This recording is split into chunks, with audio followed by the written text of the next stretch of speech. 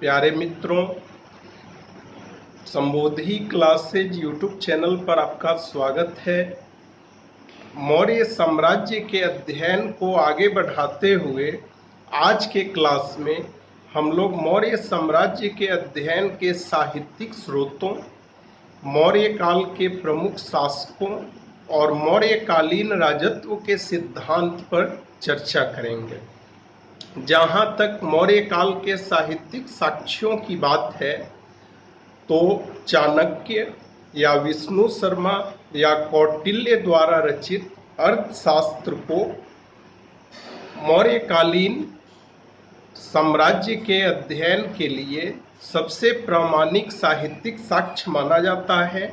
चाणक्य तक्षशिला के शिक्षा केंद्र के प्रमुख थे। चाणक्य को पुराणों में द्विजर्षभ अर्थात श्रेष्ठ ब्राह्मण कहा गया है। अर्थशास्त्र की प्रथम हस्तलिपि आर्य शर्मा शास्त्री द्वारा 1904 में खोजी गई। आर्य शर्मा शास्त्री ने ही चाणक्य के अर्थशास्त्र को हिंदी में अनुवादित करने का भी काम किया। अर्थशास्त्र बेसिकली एक राजनीतिक ग्रंथ है। अर्थशास्त्र में कुल मिलाकर 15 भाग, 180 उपभाग और 6000 श्लोक हैं। अर्थशास्त्र को गद्य और पद्य दोनों शैली में मिश्रित रूप से लिखी गई है, जिसे आमतौर पर महाभारत शैली भी कहा जाता है। अर्थशास्त्र की भाषा संस्कृत है। अशोक के अभिलेखों, मेगास्थनीज की इंडिका और अर्थशास्त्र में प्रयुक्त शब्दावलियों में कुछ समानता भी दिखती है, जिससे यह अनुमान लगाया जाता है कि अर्थशास्त्र जो है इसका एक बड़ा भाग मौर्य काल में ही संकलित हुआ। अर्थशास्त्र पुस्तक का महत्व इस बात में है कि इससे हमें तत्कालीन आर्थिक एवं सामाजिक विचारधाराओं का बेहतर अध्ययन करने को मिलता है। अर्थशास्त्र के विभिन्न भागों अर्थात अधिकरणों में निम्न विषयों की चर्चा है। जैसे अर्थशास्त्र के पहले भाग में राजत्व संबंधी विविध विषयों का वर्णन है। अर्थशास्त्र के दूसरे भाग में नागरिक प्रशासन की विशद व्याख्या या विवेचना है। इसी प्रकार से अर्थशास्त्र के तीसरे और चौथे अधिकरण या भाग में दीवानी, फौजदारी एवं व्यक्तिगत कानूनों का उल्लेख है। अर्थशास्त्र के पांचवें भाग में सम्राट, उसके सभासदों और अनुचरों के कर्तव्यों एवं दायित्वों का उल्लेख है। अर्थशास्त्र के छठे भाग में राज्य के लिए आवश्यक सातों अंगों की चर्चा की गई है, साथ ही उसके स्वरूप एवं कार्यों का विवरण दिया गया है। जबकि अर्थशास्त्र के अंत के जो 9 भाग हैं, 7वें से लेकर 15वें भाग तक, उसमें राजा की विदेश नीति, सैनिक अभियान, विजय के उपाय, युद्ध एवं संधि के अवसर तथा शत्रु देश में लोकप्रियता प्राप्त करने के विषय आदि का उल्लेख किया गया है। अर्थशास्त्र में दास्ता नामक एक अध्याय है, जिसमें शूद्रों को आर्य कहा गया है। अर्थशास्त्र में सर्वाधिक सम्मान ब्राह्मणों को प्रदान किया गया है। अर्थशास्त्र में यह कहा गया है कि राजत्व अर्थात राजा अंततः वरुण के प्रति और उसके माध्यम से ब्राह्मण के प्रति उत्तरदायी होता है। कौटिल्य ने नगर के उत्तरी भाग को देवता एवं ब्राह्मण के लिए सुरक्षित रखने का विधान किया है। अर्थशास्त्र में कुल मिलाकर 3 प्रकार के विजय बताए गए हैं। पहला धर्म विजय हुआ। धर्म विजय का मतलब यह कि पराजित शासक से जुर्माना और उपहार वसूलने के बाद उसे उसका राज्य सौंप देना। दूसरा लोभ विजय। लोभ विजय का मतलब यह होता है कि पराजित करने के बाद पराजित राज्य से अतुल संपत्ति की मांग करना और शत्रु राज्य के अधिकांश भाग को साम्राज्य में मिला लेना। और तीसरा असुर विजय। असुर विजय का मतलब होता है शत्रु देश का संपूर्ण विलयन। अब जहां तक मौर्यकालीन प्रमुख शासकों की बात है तो हम लोग मेनली 3 शासकों के बारे में अध्ययन करेंगे। मैक्सिमम क्वेश्चन भी इन्हीं शासकों से संबंधित पूछे जाते हैं। चंद्रगुप्त मौर्य, बिंदुसार और अशोक। चंद्रगुप्त मौर्य की जहां तक बात है तो चंद्रगुप्त मौर्य ने सबसे पहले पंजाब एवं सिंध क्षेत्र को विदेशी दासता से मुक्त कराया। चंद्रगुप्त ने एक विशाल सेना का संगठन किया। उसने 324 ईस्वी पूर्व में यूनानी क्षत्रप फिलिप द्वितीय की हत्या कर दी। साथ ही उसने 317 ईस्वी पूर्व में पश्चिमी पंजाब के अंतिम यूनानी सेना नायक यूडेमस को भारत छोड़ने के लिए बाध्य किया। इस क्षेत्र के विजय के बाद चंद्रगुप्त ने चाणक्य की सहायता से नंदों को पाटलिपुत्र से उखाड़ फेंका। अब तक चंद्रगुप्त मौर्य से संबंधित जो भी विवरण हमने देखा वे सारे के सारे चंद्रगुप्त के शासक बनने के पहले के हैं। आगे चलकर 305 ईस्वी में चंद्रगुप्त ने सिंधु नदी के किनारे सेल्यूकस निकेटर को पराजित किया। इस युद्ध के बाद दोनों के बीच संधि हुई और दोनों के बीच वैवाहिक संबंध स्थापित हुआ।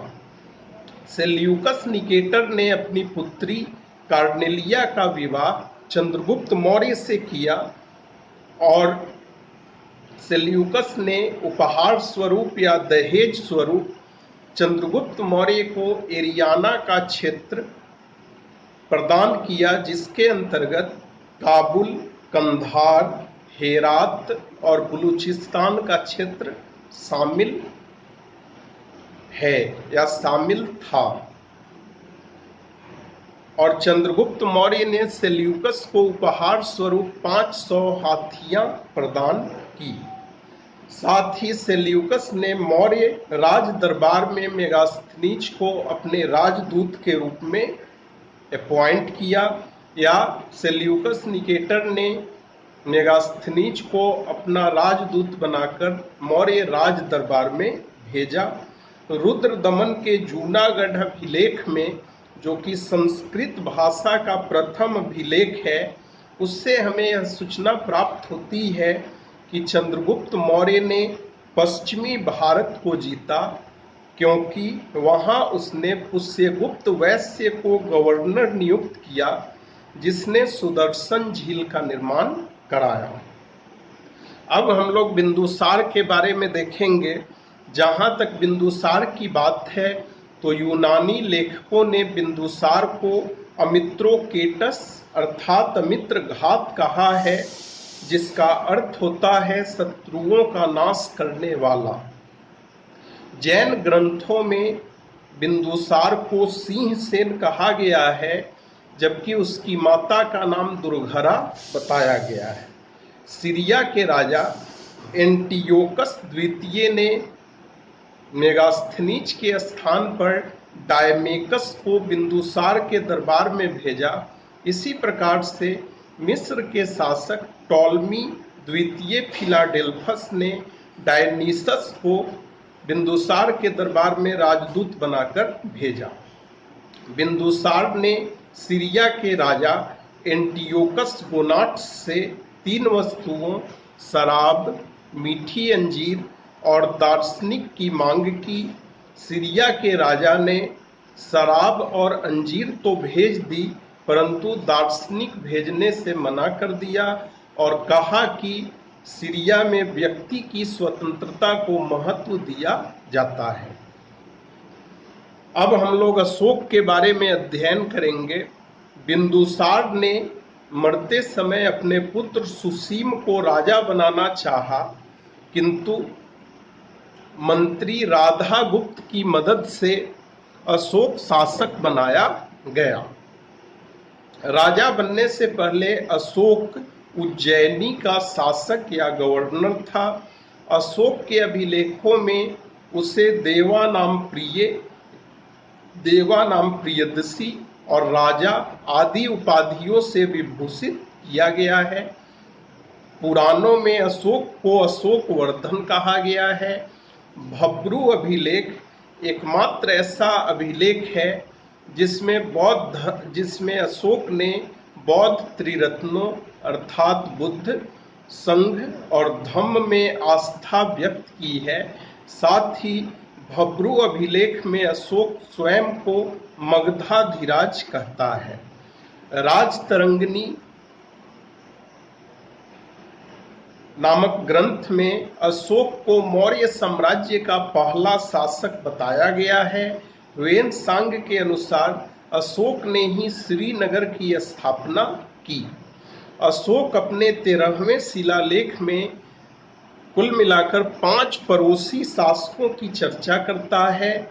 पहला सीरिया के शासक एंटियोकस द्वितीय, दूसरा मिस्र के शासक टॉलमी द्वितीय, तीसरा मकदूनिया अर्थात ईरान के शासक एंटिगोनस गोनाट्स, चौथा सीरीन का शासक मगस और पांचवा एपिरास का शासक एलेक्जेंडर।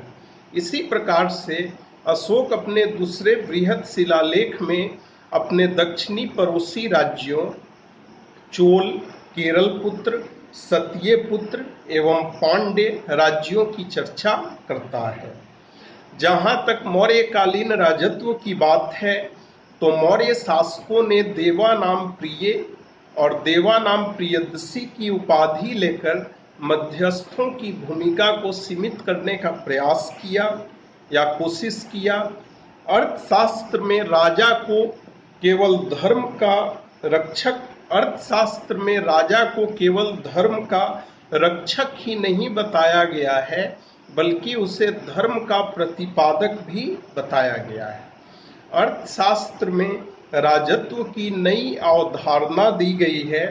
अर्थशास्त्र में ही पहली बार शासक के लिए चक्रवर्ती शब्द का स्पष्ट प्रयोग किया गया है या हुआ है।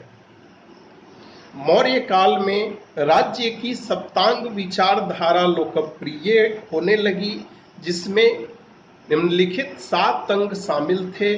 पहला राजा या स्वामी, दूसरा मंत्री या अमात्य, तीसरा मित्र, चौथा कर या कोष, पांचवा सेना, छठा दुर्ग और सातवां भूमि या देश।